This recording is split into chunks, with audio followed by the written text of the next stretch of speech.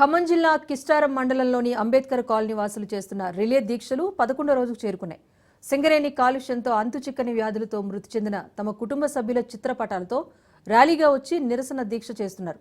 సింగరేణి కాలుష్యంతో సుమారు 150 మంది చనిపోయినట్టుగా రిపోర్ట్స్ కూడా చూపిస్తున్నారు బాధితులు.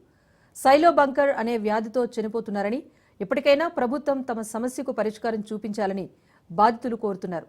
తమ సమస్య పరిష్కరించేంత వరకు దీక్ష విరమించేది లేదంటూ తేల్చి చెప్పారు.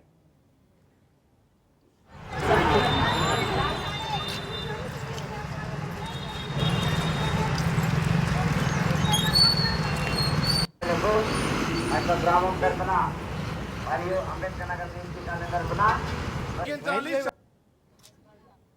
తిరిగే మనసు కూడా సడన్గా కింద పడిపోయింది.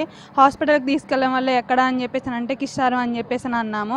ఎందువల్ల ఏంటి అని చెప్పేసి డాక్టర్ గారిని మేము అడిగితే వాళ్ళు అన్నారు, మీరు అక్కడ కిస్టారంలో ఉండడం వల్ల అక్కడ బ్లాస్టింగ్లో వచ్చే కెమికల్స్ అందులో కలవడం వల్ల, అది పీల్చుకోవడం వల్ల, దానిలో వచ్చే కెమికల్స్ మీ అమ్మగారు పీల్చడం వల్ల క్యాన్సర్ అనే ఇబ్బంది వచ్చేసిందని చెప్పేసి చెప్పారండి. మీ అమ్మగారు ఎక్కువ కాలంగా బతకరు అని చెప్పేసి అన్నారు. మా నాన్నగారు లేరు, మా అమ్మగారు కూడా లేరండి. మా అన్నయ్య నేనే ఉన్నాము. ఈ డస్ట్ వల్ల మా ఇల్లు కూడా పాడైపోయింది. మేమిద్దరం కూడా చదువుకుంటున్నాం. మా అన్నయ్య జాబ్ చేస్తున్నారండి. ఆ విధంగా మా అమ్మ చనిపోవడం వల్ల మా ఎవరో లేకపోవడం వల్ల మేము ఏ విధంగా ఉండాలి, ఎట్లా బతకాలనేది మాకు అర్థం కావటం లేదు.